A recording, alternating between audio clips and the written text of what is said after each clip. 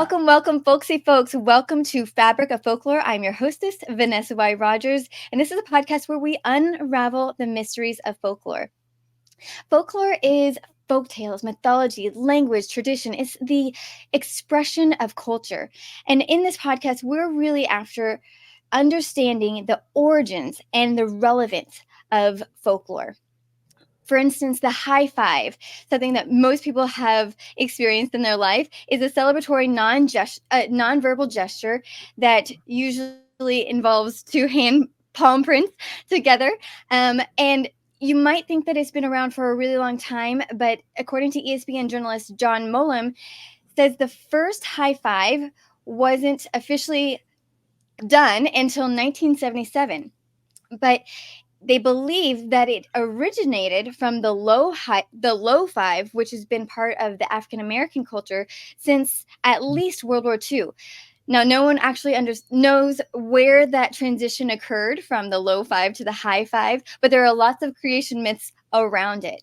But what we really love exploring on this show is not just the what, but the how and the why, and what significance this folklore holds for us, and why it should matter to you and why it should matter to me in today's world. Ultimately, the show is about connection. Through our deep dive of folklore, we celebrate the differences and similarities in our human experience. And in the words of Kendall Haven, a recent guest that we've had on the show, our experience as Homo narratus, the storytelling animal. So that sounds like a podcast that you want to continue to listen to. Make sure you hit that subscribe button, whether you're listening on your favorite podcasting platform or you're watching on YouTube. Hit that subscribe button so that you get notifications every week when our podcast drops. We have an incredible show for you today. Don Kulick, is that how you say your name? I forgot to ask you. Kulick Is a distinguished University Professor of Anthropology at Uppsala University and the head of Engaging Vulnerability Research Program. His research and writing cover a variety of topics and disciplines, including sociolinguistics, gender and sexuality studies, disability studies, and queer theory. He's written several books in English, including A Death in the Rainforest, How a Language and a Way of Life Came to an End in Papua New Guinea, which will be the topic that we're going to be discussing today. We'll be discussing his work in the tiny village of Gapun. Is that how you say it? Gapun. In New Guinea, and to document the death of the native language and why that matters. So thank you so much for joining us, Don. Thank you. My pleasure. My great pleasure. Well, let's start with your journey into anthropology. How did you become an anthropologist? What got you into that field? Why were you interested in it? I started university studying languages. I started learning languages, basically. So one semester I was taking Mandarin, French, Spanish, and Russian. I was always interested in languages, partly because there were no foreign languages spoken in the area where I grew up. Mm-hmm. So I was interested in, stuff I didn't know. So I took language classes, then I took linguistics classes, because linguistics is about language. Mm. But about halfway through my linguistics classes, I discovered that at that time, and we're talking now the early 1980s, linguists really weren't interested in the people who spoke the languages. They were interested in the languages themselves as puzzles, as rebuses, as mysteries in them, structural mysteries. That's all very interesting, but I was more interested in the people who spoke the languages. Mm-hmm. And at that point, I discovered anthropology, which I didn't really know existed. I'd heard about it, but I assumed that it was something that had kind of died out in the late 1970s when Margaret Mead, who was the only anthropologist I'd ever heard of, when she died. So I didn't really understand that it still existed as an actual discipline.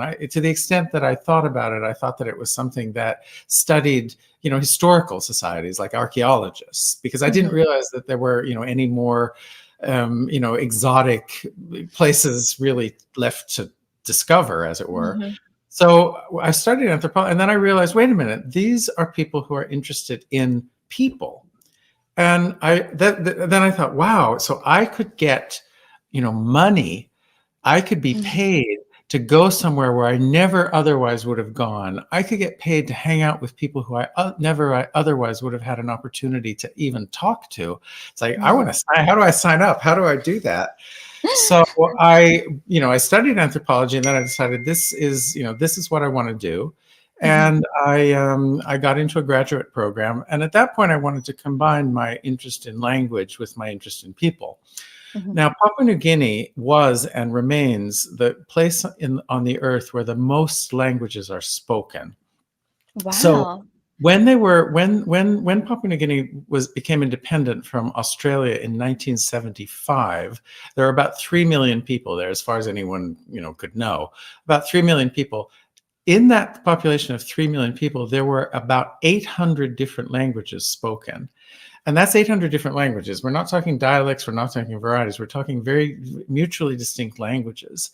Now, most of those languages are not documented. And, whether it's 800, whether it's 600, whether it's 1,200, we still really don't know because most of them remain undocumented. But I thought to myself, well, wait a minute. There's a lot of languages there. And I thought some of them must be dying because a lot of them were very small. I mean, about a third of the languages in Papua New Guinea were only spoken by groups that were about 500 people. 500 people spoke a language, by themselves, a different language.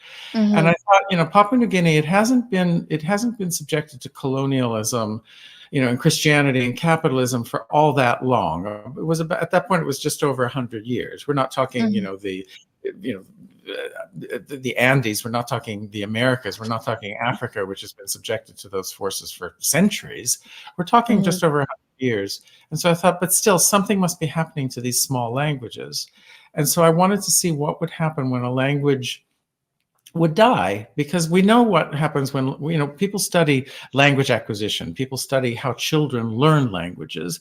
People study language acquisition. So if you want to learn Spanish or French or Russian, we know there's people who have studied how people do that. But at that point, there wasn't a lot of knowledge how languages actually die. What happens to them when they die? Now, there were studies done by anthropologists and linguists of like the last speaker. So, a place like Australia, where the overwhelming majority of the languages have died, largely because the people were killed or, forcibly, their children were forcibly taken away from them. So what people have done is they've looked at, old 80-year-olds who still speak a language that no longer really is spoken. So there were those kinds of studies. But I thought, well, what if, what do you, when a language starts to die, how does that process start? And again, the reason I thought of New Guinea is because there's so many languages. So I went to New Guinea. And how many languages are there? Oh, again, it's the number that linguists sort of say is 800 languages. Okay. And the population these days has grown exponentially. So there's 3 times as many. There's about 9 million people in the country now. And there's fewer languages because several of them have died. But again, we're talking 800 languages in a place that is about the size of the state of California. So we're not talking a big place, and we're talking a relatively small group of people, but among those people there's all of these little languages. And the reason for that could be interesting. The reason people thought, oh, they're speaking all these languages because they've been isolated from one another. They don't they don't have contact. That's not the reason at all, because the largest languages, that is to say the most speakers of the languages, are in places where it's relatively easy to get around, like up in the up in the mountains, where it's difficult to get around. Those places are where you have the biggest numbers of speakers. The places like where I worked, where it's easy to get around because there's rivers and there's creeks and people can travel around in little canoes, that's where the most languages are spoken. So again, where it's easiest to get around, where it's easiest to meet people, you have the most languages. And that means that people in Papua New Guinea, for reasons that nobody quite really understands, have decided that language is the way they differentiate themselves from one another. So you know how people will differentiate themselves from one another by clothing styles. So, I'll wear, if I want to differentiate myself from that group, we'll adopt different clothing styles, or we'll adopt different hairstyles, or we'll adopt different kinds of cuisine, different kinds of cooking styles, or we'll adopt different kinds of rituals to separate ourselves, to differentiate ourselves from other people. Well, in Papua New Guinea, there's not a lot of differences when it comes to religious beliefs, ways of making, ways of growing food, ways of hunting, ways of dressing. There's not that much difference in those dimensions, but language, that's where they have their difference. So people have decided, for whatever reason, that the way I differentiate my group from your group is that we're going to speak differently. And that process over time has resulted in all of these, these languages that are quite different from one another. So it's a wonderful, it's just wonderful that that's a way that people can differentiate themselves, and they have. And so, but you're saying that they're not just like different dialects; they're entirely different languages. Completely different languages. That's amazing. It's amazing. I mean, the language that I ended up working with is a language called Tayap. And that language, when I arrived in 1985, was spoken by exactly 89 people. That was the language. And it's an isolate. So it's not related to any other language around it. It's not like, French and Spanish are Romance languages, and Italian is a Romance languages. English is a Germanic language, so they're related to one another in that way.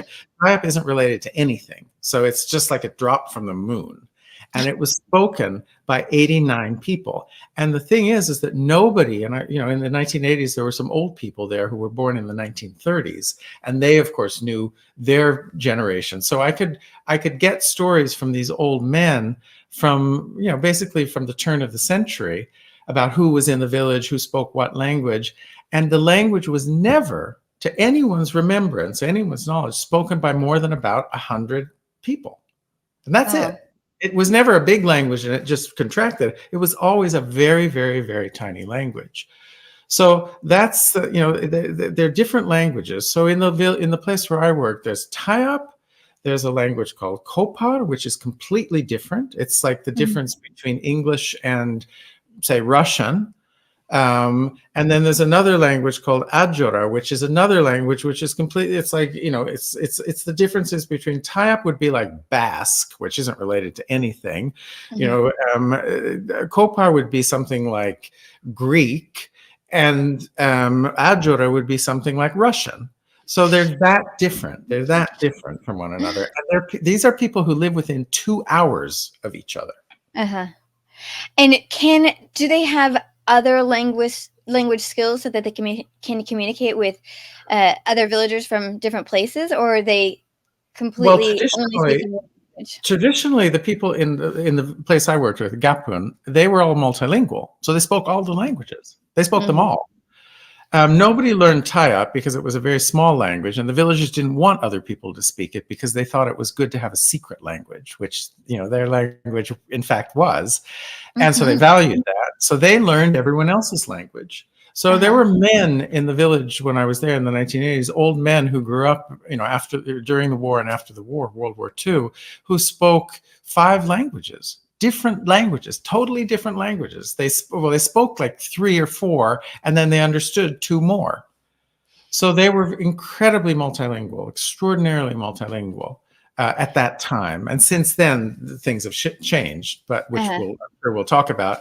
But at that point, there was an incredible amount of multilingualism among groups in Papua New Guinea because there was no overarching language. There was no English. There was nothing that was bigger than those languages. If I wanted to talk to you and you spoke Adjora, then I needed to learn Adjora, and I learned it. I did it. I spoke it. Yeah. Now, as a linguist, one of the things that I've heard from, I believe I heard it in a TED Talk, but I also have this concept that if you are speaking in a different language than your own, that your worldview is slightly changed based upon the language that you're speaking. Can you speak to that at all? Is that true? Is that something that you've experienced yourself? I mean, I think that, I speak several languages, and one of the things I notice about myself is not that my worldview changes, but my presentation of myself changes. So I think that people experience me as a person differently when I speak, for example, Swedish, or Tokpisin, the language I speak in Papua New Guinea, one of the languages I speak in Papua New Guinea. I think that different parts of me will be foregrounded and different parts will be backgrounded. So I think that people experience themselves differently when they speak different languages, because different languages have different kinds of tonalities. Different languages have different, different ways of expressing. So when I speak Tokpisin, which is the language we're going to talk about, because that's the language that the villagers that I worked with are shifting to, that when people hear me speak Tokpisin, they think that I'm very aggressive, but Tokpisin, it sounds very aggressive. I mean, it's just but I'm not being, I'm not being aggressive, but the language makes me sound that way. Yeah. So I think there's that. I don't really know. I mean, linguists have done different kinds of experiments about how, if people experience the world differently, if they speak different languages. I think that's a very difficult thing to say. And at the end of the day, I don't really know what it means. I mean, what does it mean to experience the world differently? I don't really understand. The TED Talk, and I don't remember who was the speaker, but he specifically was referring to how people thought of future. And there was, I can't remember which language they were comparing it to. Probably a native North American one. There's a very famous linguist named Benjamin Lee Whorf who made that claim. And his comparison was Native American languages, which are structured grammatically very different than a language like English. And his argument was that that many native peoples see time as a cycle. They don't see it as we see it as a kind of a continuum. We have the past and then we have the future. Whereas Native American communities see time as cyclical. So Monday is not a new day. Monday is the return of last Monday. It's a different, I mean, again, I buy that. I think it's an interesting idea. And I think it's probably in some senses true, but I don't think it depends on the language, because what that means is that if a Native American person doesn't speak their indigenous language, then they won't have that sense of time. I don't believe that, because I think a sense of time is something that you get socialized as a child to understand. And it doesn't have to be in the native language. It can be, it's about a lot of other things than language. I mean, I take it that some people may experience time differently or think of time differently. I completely accept that, but I don't think you need the language to, have that experience. That's very interesting. In the start of your book, one of the things that you address is how anthropology has evolved from the time of Margaret Mead, for instance, to today. Can you talk a little bit about that evolution and what that looks like? Well, I mean, it's evolved in many ways, actually. But the thing I talk about in the book was how earlier anthropologists, and I take Margaret Mead as an example because she's still, I think, probably the best known anthropologist that many people have heard of. Margaret Mead was a very imperious woman. She didn't suffer fools. And the way she did fieldwork, that is to say, the way she collected her data was basically to summon people. She would summon them into her household, and she would ask them questions, and they would answer those questions, and then they would be dismissed. And that's something that I don't think very many anthropologists do these days. I certainly didn't do it. Again, she was an amazing field worker. She got remarkable data. She was extraordinarily perceptive. So I don't want to do her down in any way, but it was, she was a white woman working in a colonialist period. So that's really, I mean, if she didn't do that, it would have been in many ways inappropriate for her, in many ways for her to do that. But that sort of imperiousness, that sort of, I'm coming to you and tell me what I want to know, is something that I think that very few anthropologists, if any, we don't operate that way these days. We're very, we're very humble. I turned up in this village in 1985 and I said, hi, you don't know who I am. You don't know what I am. But I would like to stay with you for a year and write a book about your language. And I was totally in their hands. I was completely in there. They could have done with me whatever they wanted to do. And thankfully, they were welcoming. Thankfully, they were curious. They thought, who is this guy? And that curiosity, it made them very generous. They were incredibly generous. They were incredibly welcoming. They built me a house. I mean, come on. But I was completely I didn't know what I was doing, and I didn't ask them. I didn't go around saying, I want you to answer these questions that I have. I kind of just sort of like was there, for the first few months, I barely understood anything they said. So I was just like a stupid child. Uh-huh. Uh, and Yes. so I think that there's that kind of difference as well. I was not imperious. I was very humble and very, thankful and very grateful. And I must have come off like a stupid idiot, which I in fact was there. So that's the difference between anthropologists then and now. I also think another difference is that at that point in the early part of the early history of anthropology, that is to say before the 1960s, anthropologists were interested in generalizing about human behavior, about human minds, about human practices, and I think that interest in the universal really isn't. We don't really care about the universal anymore. Most anthropologists, I think, are not interested in saying anything about the human mind. There was a very famous French anthropologist, Claude Lévi-Strauss, who wanted to tell us about what the human mind throughout history, throughout cultures. It was a legitimate question, and maybe it's still a legitimate question. I don't know, but it doesn't interest me. I want to know about specific people and what specific people think and what they do specifically. And that is, to me, the joy of anthropology, is to see I can get to know people who I otherwise would never, ever, ever have gotten to know. And I know what they laugh at. I know what they eat for breakfast. I know what they like and what they don't like. That is the joy. And I can communicate that to people who otherwise would not know about these people. And what would you say is the benefit of learning about other cultures in this way? Well, I mean, I think that for you, it's joyful. It brings you joy to do that. But as for the world, how is it helpful? Well, I think generally it's better to know. I think it's interesting to know about other people. I also think that we have a responsibility to know about other people. I mean, one of the things that I agree, Margaret Mead was very adamant about this. She said that, white Western people who have basically wrought irrevocable changes to other people, to people in other places, Africa, the Americas, Australia, places like New Guinea. We have upended their lives through capitalism, through colonialism, through Christianity.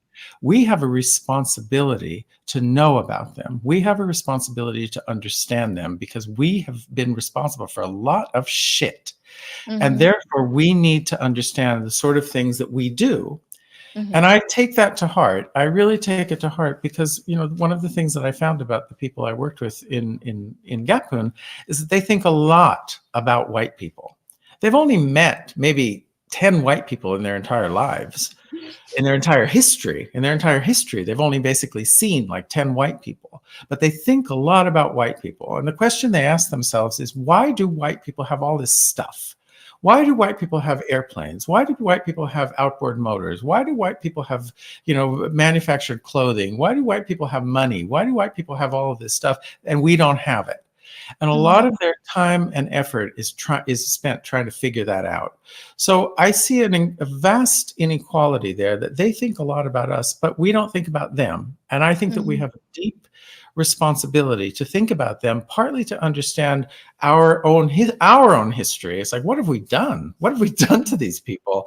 But also because we do have a responsibility, because we have upended their lives. We have, in many cases, I think, destroyed their lives. And so we can't just sit back and say, I don't know what happened. It's not my research. I don't know. I think that's inexcusable. I think it's irresponsible. So I think that one of the things that anthropology does is that it points out these things to people who probably would rather not know. But I think, as I say, I think that's an irresponsible and indeed unforgivable stance to have today.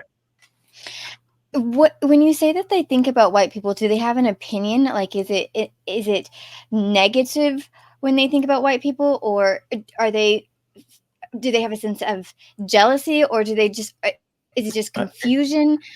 It's What is your complicated. sense? Well, it's complicated because so I'm now talking about the people that I know best, the people who live Right. in Gapun, who I've been working with, for 35 years. So they're, again, what they wonder is, again, why do white people have all this stuff? Why do we have all this stuff? So Why it's a do we? curiosity. It's a curiosity. It's like, well, how has it come to pass? And they think they've figured it out. And their theory, such as it is that white people have a more powerful God. Because remember that most of the people in Papua New Guinea's experience with white people during the first part of the contact period from the 1900s, and well, basically continuing, has been with missionaries, Christian missionaries. And Christian missionaries want to convert people. So Christian missionaries say, we have a God, and the God has given us. God gives us life. God gives us, and they also really indicated. I can't say what they say, but they've certainly been interpreted by people to say that God gives us all this stuff. So God gives us money. God, the glory of God, and the villagers take the glory of God to mean cash, airplanes, outboard motors, money. That's the glory of God. And so the villagers are like, well, if that's how they get it all, then we're going to become Christian too. And that's, they have no problem at all with abandoning their traditional beliefs and their traditional goals. They had no problem at all with that because they thought they would be getting something for it. And they haven't, which is one of the great tragedies of both their lives and I think our lives. We told them to give up everything, but they didn't get anything in return. So they think they figured it out. But there's a twist to it, and this is the very Papua New Guinean twist, which I love, and that is that they believe that they created the white people. So they have myths where one of their culture heroes created two kinds of people out of different kinds of bark, dark ones and light ones. And they were brothers, and these two brothers fought with each other, and the light-skinned brother went away. He went away. Where did he go? Well, he went to the countries. That is to say, he went to where we are. So it's a very complicated, it's a very interesting it's like a Chinese puzzle. There's a box within a box. So they think that, they basically are the beginning of everything. And one of the puzzles that they want to try to solve is, wait a minute, so we started it, but why don't we get it? So there's admiration. Just to get back to your question, is there jealousy? There's admiration, there's curiosity, but there's also like a disappointment. It's like, well, wait a minute, but why won't they give it to us? Because it's really ours. Why won't they give us everything that they have? Because it's really ours. So there's a kind of a resentment, I think, is an adequate word. They wonder, why are they so ungenerous? Why are these white people so ungenerous? And that's something that occupies their thought quite a lot. How interesting. Isn't it interesting? I could wonder the same thing, frankly. Why are white people so ungenerous? Well, I think they're hitting a nail on a head. I don't know. What I have found, and I don't know if there's any studies, I think there probably are quite a few studies around this, but I'm not referencing anyone because I don't know that I've read one. But from what I have read, it seems to me that generosity seems to be stifled the further up the wealth chain you get. The higher in the wealth chain you are, the less generous you are, and the closer to poverty level you are, the more generous you are. And because people have more empathy for one another, I think. But like I said, I don't know that I don't know. It would be a difficult thing to prove, I think, because people tend to be in sort of social situations where they give, if your mother is dying, you're probably going to give, no matter how rich you are. But one of the things about Papua New Guinea, which is interesting, is because all of the relations that people have are based on exchange. So exchange is something that it makes you into a person. Exchange isn't just something that you do to, it's like I bake a cake and I give you a cake and you bake some cupcakes and you give the cupcakes to me. That establishes a relationship between us. But in Papua New Guinea, that relationship is material. So if I give my child my milk as a mother, that child owes me something. So, and the reason for that is because the child has become a child through my work. And so when, the child then owes me, partly material stuff. I mean, the child has to give me pigs when the child is old enough to be able to give me pigs as a recompense for my work. But it's always about exchange. And one of the mysteries that the Papua New Guineans have, they can't understand it, is that they've given things to colonialists. They've given things to Christians. They've given things to capitalists, but they haven't received anything in exchange. So that to them is, it's like, again, wait, what happened here? It's like, wait, I've given it to you, and therefore I should get something back. And that is also something that stymies them. It's like, why not? So, and again, in Papua New Guinea, there were not these hierarchies, and that's what makes the entire country very interesting. There were no hierarchies. There were no chiefs. There were no kings. Every society was basically anarchy. It's like people, there were no hereditary positions. So it wasn't like I'm a king and my son will be king, or I'm the mayor and my son will be the mayor. None of that it works in Papua New Guinea, in the mainland of the country. It was like, I'm a powerful man because people like me and I'm charismatic and I can, organize a lot of pigs, but then I die and my son is a deadbeat. Power shifts. It goes to somebody else. There's no hereditary thing. And that means that, the political system is very fluid and people kind of do what they want. That's one of the things I loved about the people I worked with.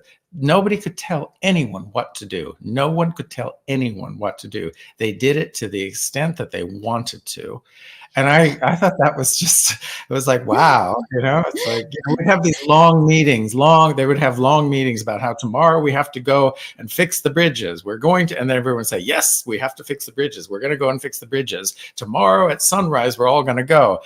The next day at sunrise, 2 people would show up. Everybody else would just, it's like, oh, I don't want to do it. So I thought that was, and still the society works, it works. It wasn't like it was utter chaos. It worked. So, but there's no clear head of that tribe. Not at all. No. And again, around New Guinea is it's right above Australia, and it's divided into, half of it is occupied by Indonesia, the other half is the independent country of Papua New Guinea, where I worked. But around that mainland, as it were, there's other islands, and they have a different kind of political system. There they have chiefs. They have a more hereditary system. But on the mainland of Papua New Guinea, it's just anarchy. People do what they want, and I thought that was just a wonderful system to see in action, really see in action. It's the same with women. You can't make, a husband cannot make a wife do anything she doesn't want. A mother cannot make a child do anything that kid does not want to do, because the kid will just run away. And, the mother will have to do it herself. So again, I thought that was exciting and very, quite wonderful. And I write about that in the book because it was one of the things that I just thought, wow, this is just great. So, yeah. Okay, well, paint the picture for us. Just try and help us understand Papua New Guinea in its totality. What do you see when you get there? Your smells? What are you bombarded with? Paint the picture for us. Well, again, the countries are very different. I mean, you have the capital city, Port Moresby, which is it's a city. So it's a very Papua New Guinean city. There are, people sitting in marketplaces selling betel nut, which is something that everybody chews, which is like, it's a nut about that big. It's a green nut. It's a smooth nut. And people chew it. There's a nut inside. And you have ground up seashells that look like powder, and then you have a beetle pepper, which is it's about that size, and you dip the beetle pepper in the ground up seashells, and you eat the nut, and it turns your mouth crimson, so your mouth becomes crimson, and you have to spit. It's like what I imagine. What is that? Chewing tobacco. Chewing tobacco, yeah. You have to spit, right? You don't swallow, you spit. So there's a lot of people with very red mouths and very red teeth, and there's a lot of spit, a lot of red spit around. But as soon as you get outside the large city, which is Port Moresby, you basically go into, there's a couple of other towns in the country, but if you go into the bush, as they say, there's people living in thatched huts. So the village that I lived in, or Gapun, it takes, for me to get there, takes at best, I can do it these days. Well, when I started going there in the 1980s, it took 2 days, 2.5 days to get there. I'd go I'd go on a dirt road for about 5 hours. I'd sleep in a little sort of town on a river, and then I'd get a motor canoe the next day. And ideally, I could get from that place to Gapun in 1 day, but it depended on the tide. Because we had to cut through a creek, and if the tide was down, then the canoe couldn't get through the creek. So we'd sometimes have to sleep on the banks of the creek. But ideally, you could get there in 2 days. And you get there, you go through a mangrove lagoon, and then you go through another creek for an hour, and then you walk for an hour into the jungle. And it's this, it's the jungle, it's the rainforest. I have in the book, I say these days it's politically correct, for reasons that I'm not quite sure why, to call it a rainforest. But I think that's a misnomer, because a rainforest, it has this, it's like they're the lungs of the planet. It's clean, it's fresh. You have this image of, happy butterflies and happy indigenous people. But jungle is like, it's sharp spikes, it's alligators, crocodiles, it's poisonous snakes. And the place where I worked is jungle. It's definitely jungle. It's intense, it's incredibly hot, it's incredibly humid. There are mosquitoes everywhere. There are crocodiles. And so you're walking through that for an hour, and then you get to this little place in the middle of a swamp, which is just sort of, it's a little sort of, round, they've cleared the bush, so you have these basically little huts, little houses that people have built, and they're living in these houses. And and then they go off into the rainforest during the day, and they make their food, which is sago, which is a very complicated food to make, but it turns out to be something like mucus. It's not nice. And that's what they eat. And they hunt pigs in the rainforest. They hunt cassowaries in the rainforest. They hunt possums in the rainforest.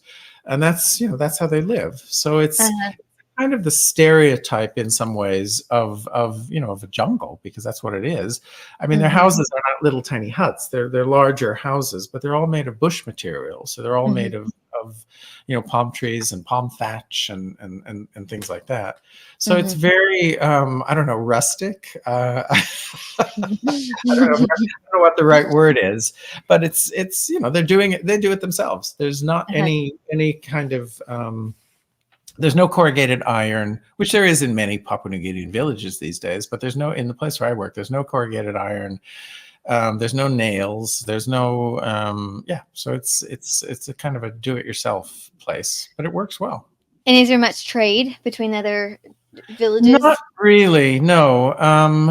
No, I mean, the villagers wanted to, since World War II, they've grown cash crops. So they started growing rice. At one point they grew peanuts. Another point they grew coffee. Another point they grew rubber trees. Another point they grew vanilla.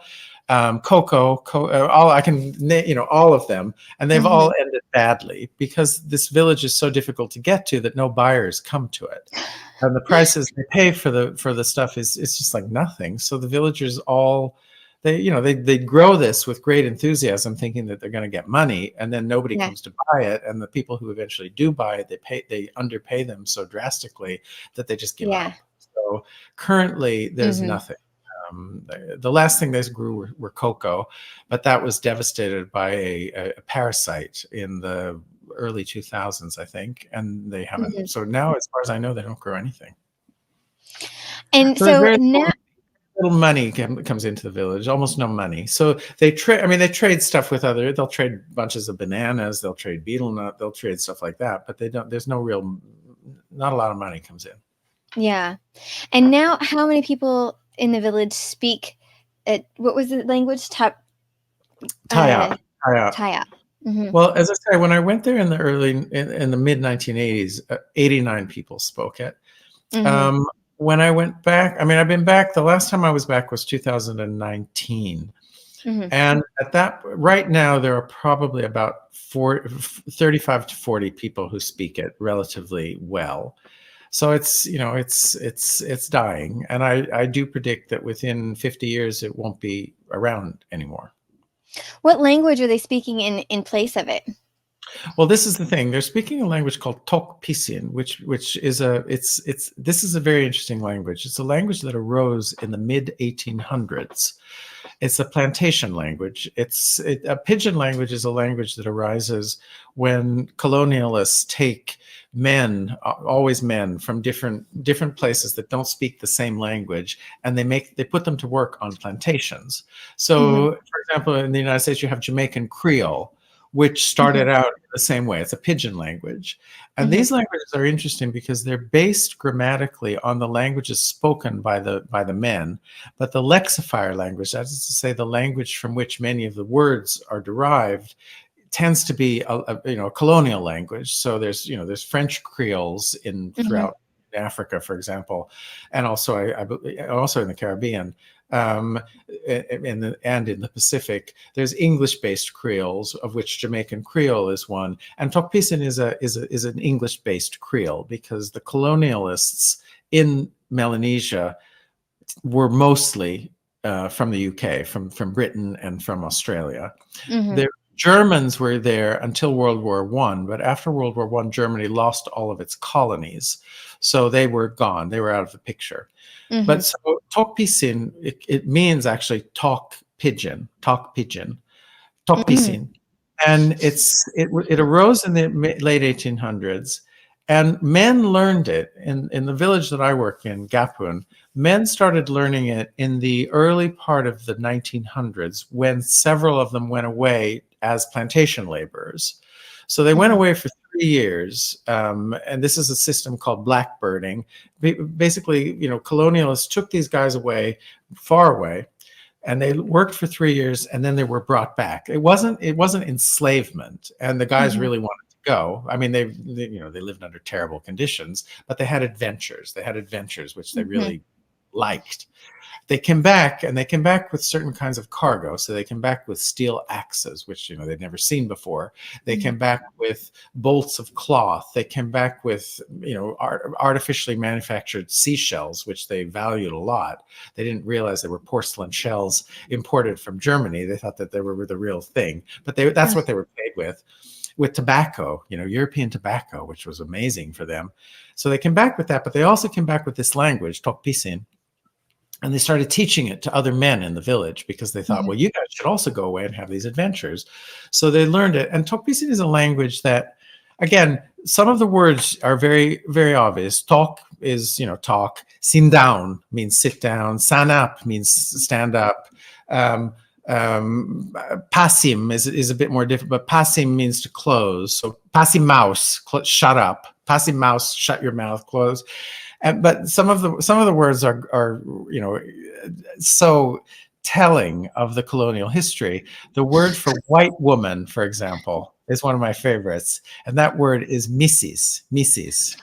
The best or the most telling is the word for white man, and that word, of course, is Masta. And that's what I was called in the 1980s. People referred to me just because I was a white guy, a white man. Yeah. So I was Masta.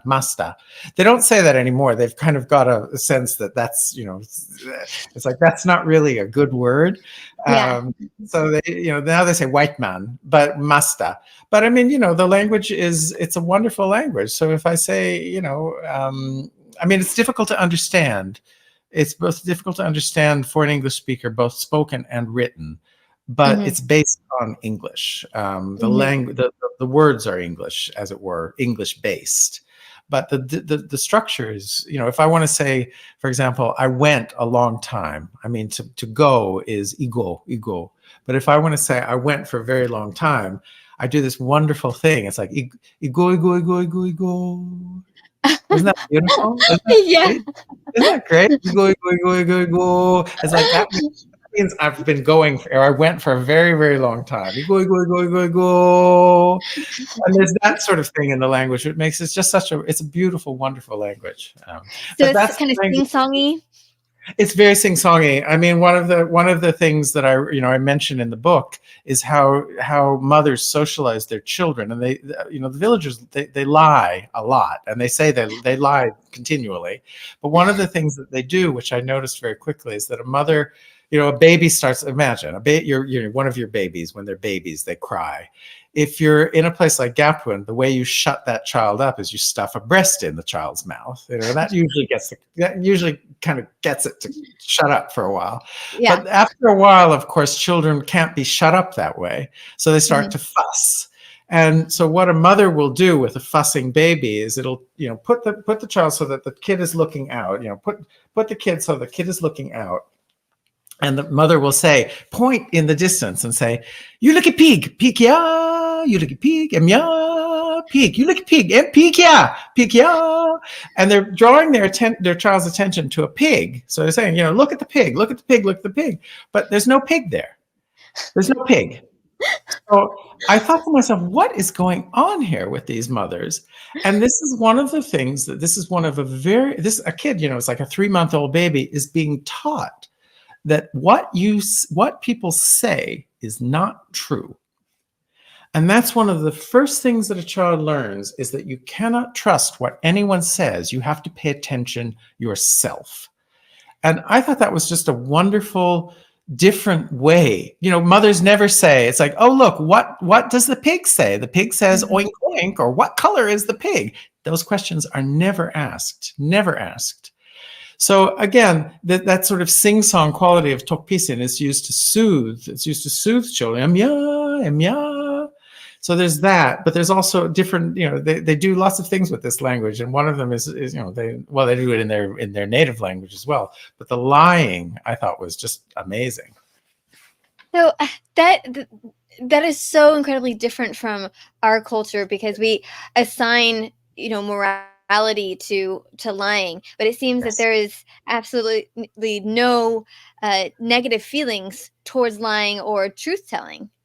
Well, I mean, people don't like it when people lie to them, but they see what we tend to assume is that when people are telling us something, they're telling us the truth. That's the default assumption among perhaps most people. But unless we're getting a spam call. Exactly. Or if you are listening to Donald Trump, who is lying everything he says. But again, our default, and that's I think one of the reasons why Trump's words are so strange for so many people, because we know he's lying, but he doesn't seem to realize that he's lying. So there's that. So that's one of the things that makes it difficult for many people to understand what's going on.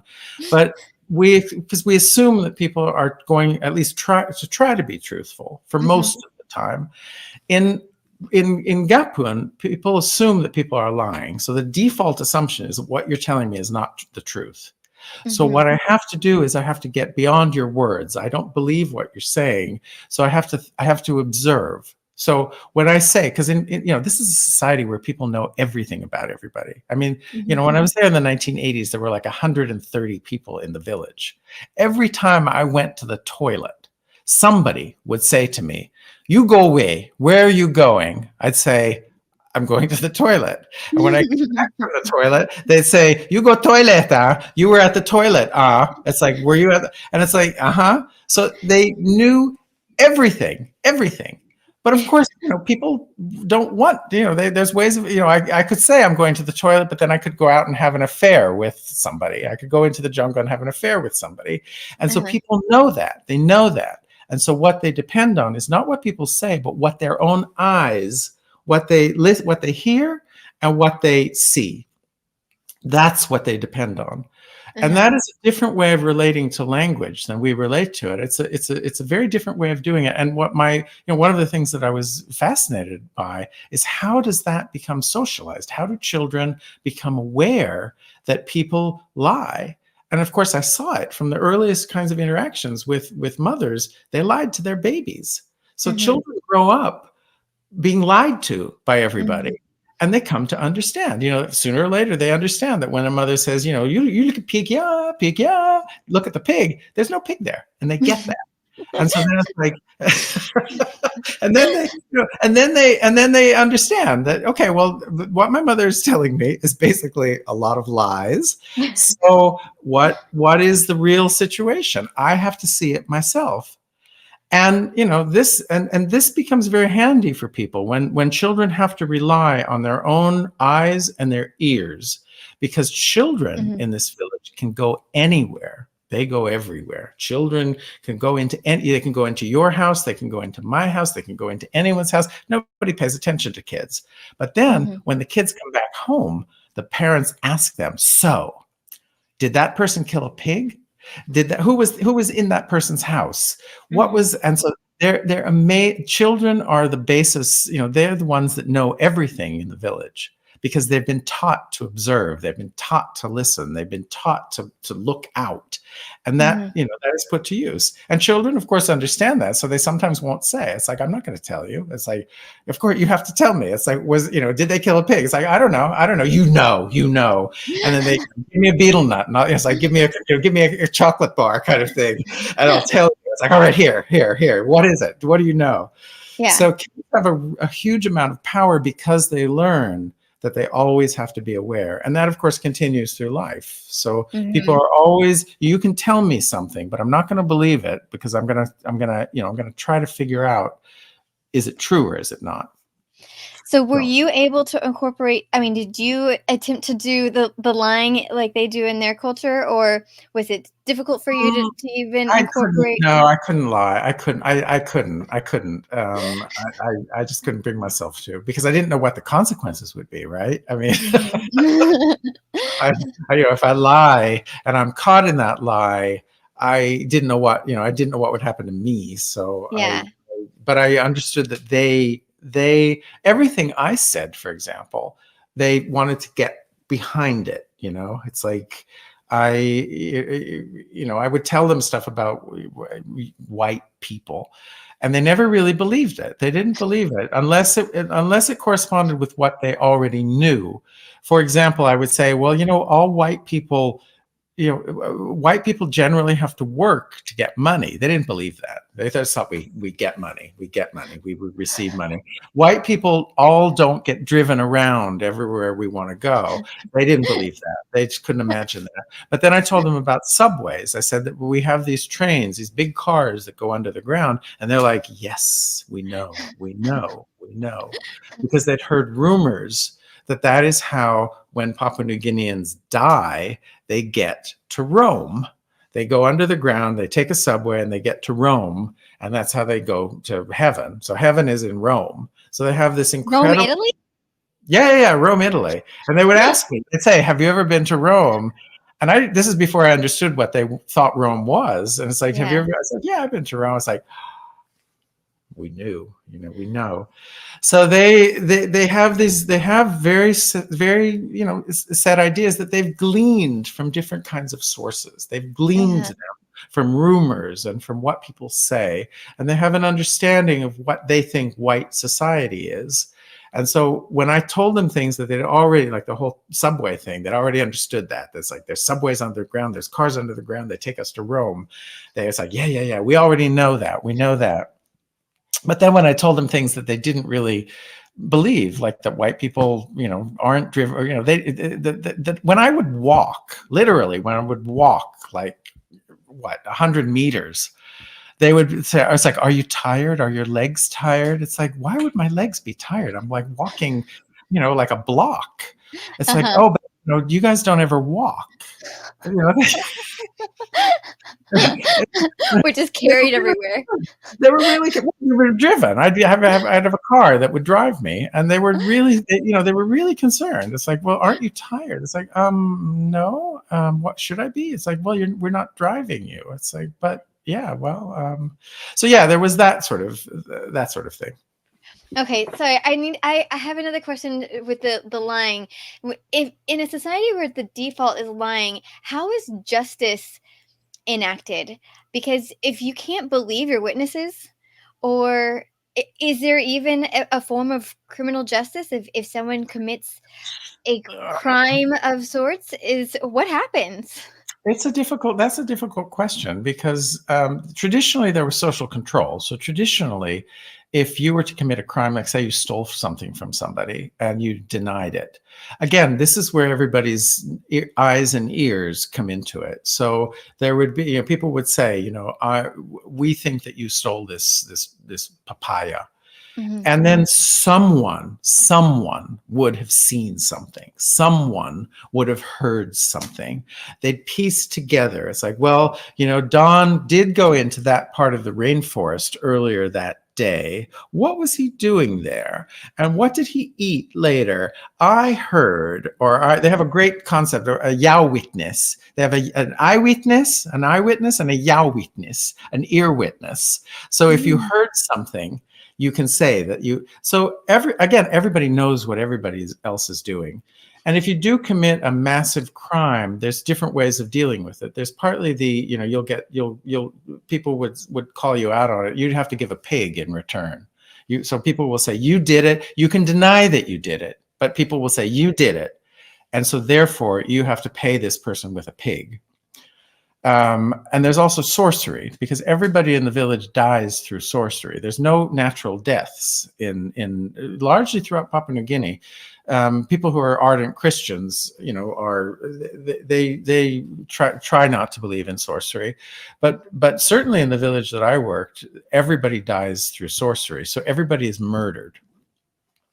And the reason people are murdered is because somebody did something. So if I stole your papaya, that you might get angry at that. And that anger inside you will send some sort of a signal to a sorcerer who may kill, not me, but maybe my mother, or maybe my daughter. So again, sorcery is this form of social control as well, because if you're always afraid that something, you're going to do something and you might not die, but one of your matrilineal relatives will die. So your daughter or your cousin or your mother or your aunt, they might die because of what you've done. So that's a kind of something that people do sometimes consider. Not often, but they know it can happen. They know it can happen. Mm-hmm. Wow. So, but is anyone accused of being a sorcerer in the village, or is it always external? It's always external. In this village, it's always external. This varies throughout Papua New Guinea. But in the area where I worked, it's always another village. It's a neighboring village where all of the sorcerers live, and all of the sorcerers are the sorcerers that live there are the ones that kill everybody in Gapun. You could be a 78-year-old person who really isn't looking too good, but when you die, somebody has killed you. Because why did you die just then? Why did you die then? So is blame assigned to a particular person who might have done something? Absolutely. So if you die, and people will ask, they used to ask the body. They don't do that anymore. But when I was there in the 1980s, they would actually carry the corpse on a bier around the village. And it would be like a Ouija board. The corpse would be, people would say, well, did this person do it? And the corpse would carry the people carrying the corpse. It would bear them in a direction and it would bump up against, for example, your house. And if it bumped up against your house, the corpse was saying that you had something to do with the death.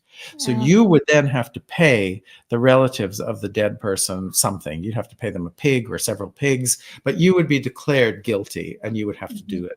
No matter what you said, I didn't have it, because you can also do these things without really knowing that you're doing them. So I can be angry at you, and I don't do anything about that anger, but just the fact that I'm angry can cause a sorcerer to, the antennae are up, and the sorcerer will sense my anger and will punish you.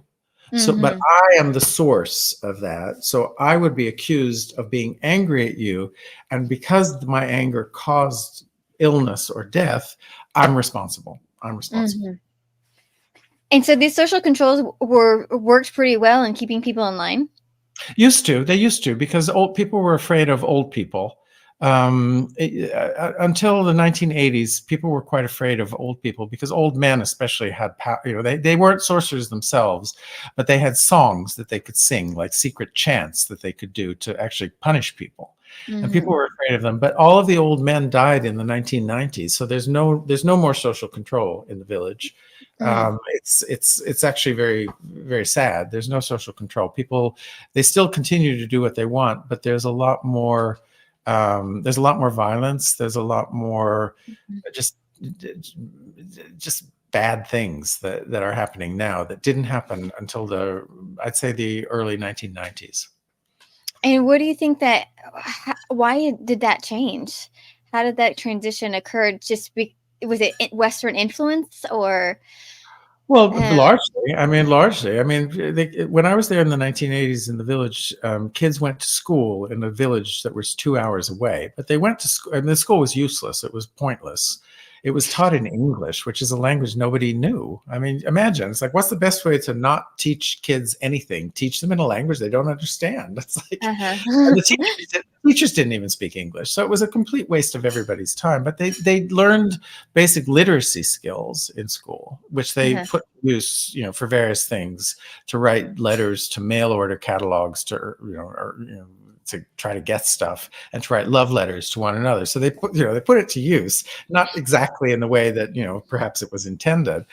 But one of the things they learned in school was that their lives weren't worth anything, because they had these old Australian textbooks which showed Australia. They showed cities, they showed towns, they showed airplanes, they showed the sort of things that you see in primary school textbooks.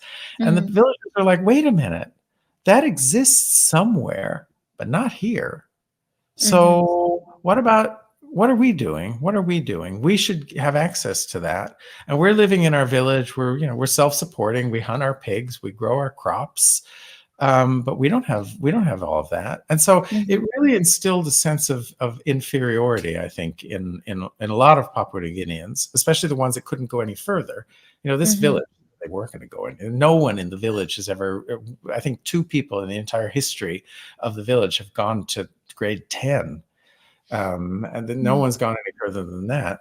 So so there's that. And when all of the old people died, the social control kind of disappeared.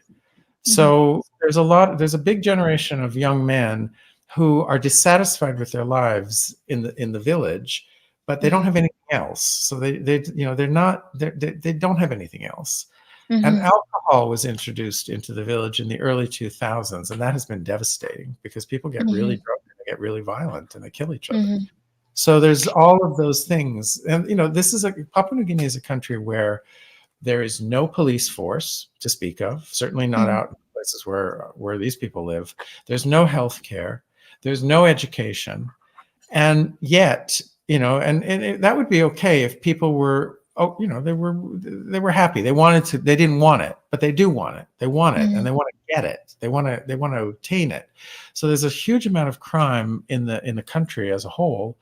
And people are dissatisfied, because they thought that they were going to get all this stuff, and they didn't get it, and they're not going to get it, as far as I can tell. So they're not happy. They're angry. Yeah, rightfully so, seems. I agree. So tell us about what drove you to want to write this book, because originally you wrote a book that was more academic and more for the academic setting, but this book that you wrote is more for the general public. Is that right? Exactly. It is. I wanted to write a book that explained what an anthropologist does. So it's kind of a memoir. It's a reflection on my 30 years working in Papua New Guinea, but it's also a kind of so what do you do as an anthropologist? How you turn up somewhere and, people say you can stay. What does that mean? What do you eat? What kind of responsibilities do you have? How do you work? What do you actually do? So a lot of it is a description of that process. But it's also a description of, again, how a language dies, how this language tie-up is disappearing. What is the process behind that? How do you think of a language? What happens when a language dies? But most of all, I think it's a kind of a modest call to awareness. I won't say responsibility or accountability, because I think those words are too grand. But it's like, these are people living on the periphery of most people's knowledge. And what do they think? What do they say? What do they have for breakfast? What kind of jokes do they tell? What do they think is funny? What kind of arguments do they have with each other? What do they talk about day to day? And I think that that's valuable, and it's interesting, and it's kind of fun knowledge for people to have, because most, why should they? Why should people know what these people think? But I think that, again, we have it's good to know. It's good to know, and what one does with that knowledge is up to everyone. But I think that the world is a better place when we know about people far away from ourselves, and we think about them, that they occupy a moment of our thought. I think it's better than we don't know anything about them and we don't care about them. So hopefully my book will let people know that there are people around in the world that they previously knew nothing about, that are actually kind of fun. They're interesting. They're funny. They're irascible. They're there. They're there, and they deserve a thought. Well, I feel like we could just keep talking forever, but it looks like we've run out of time. So do you have any last imparting thoughts that maybe we didn't touch on? No, I don't. I think we've pretty much covered a lot. So no. But as I say, I mean, I did write the book for people who don't know anything about anthropology, but are kind of maybe have heard about anthropologists and wonder, what are these people? What do they do?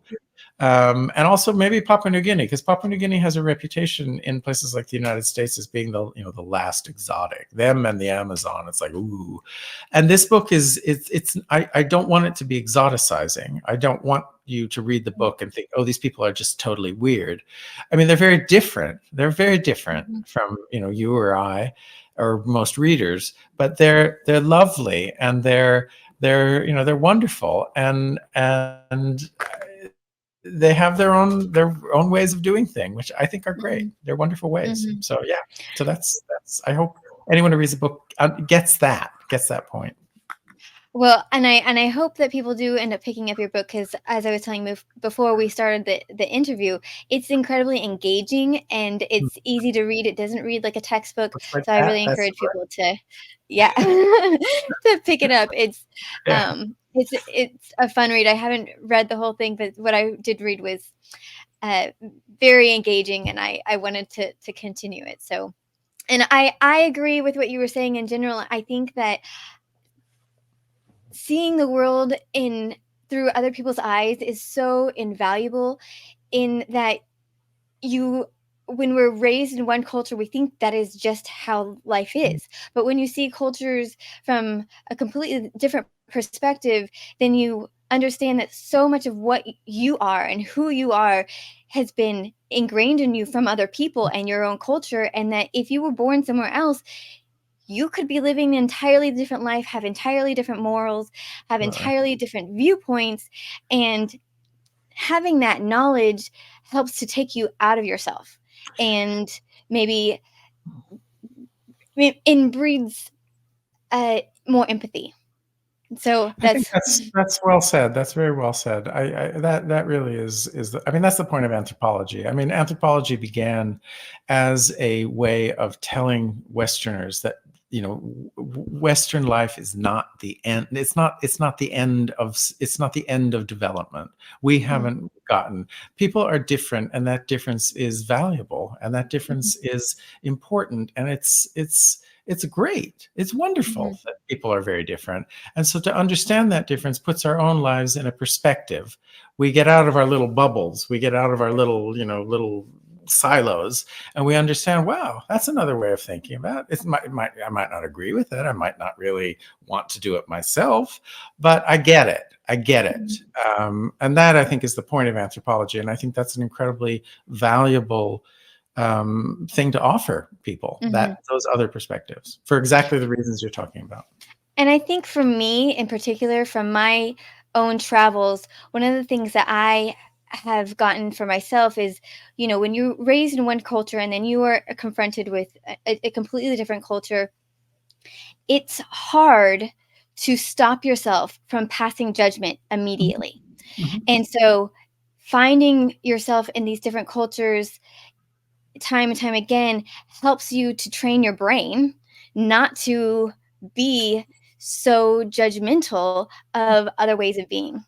And so that's one thing that I find very helpful.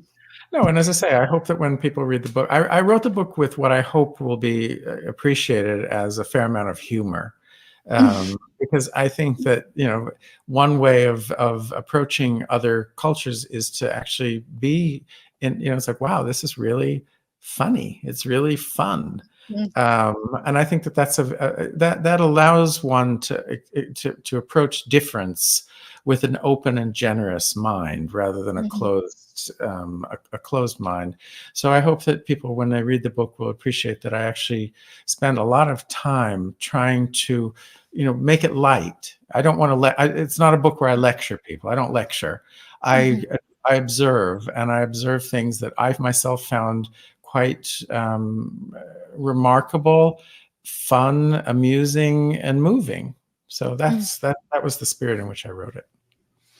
Well, we very much appreciate you coming on our show. Thank you very much for having me. Thank you. And thank you, folksy folks, for joining us on this Papua New Guinea journey through a multilingual journey. And so we would love to hear your thoughts. All of our show notes today will be on our website, www.fabricoffolklore.com, and I'll include the links to his book. And you'll be able to, find his book to purchase. And we also want to hear from you and hear your thoughts about, have you had experience with entirely different cultures? What do you feel is valuable about learning different languages or different ways of looking at the world?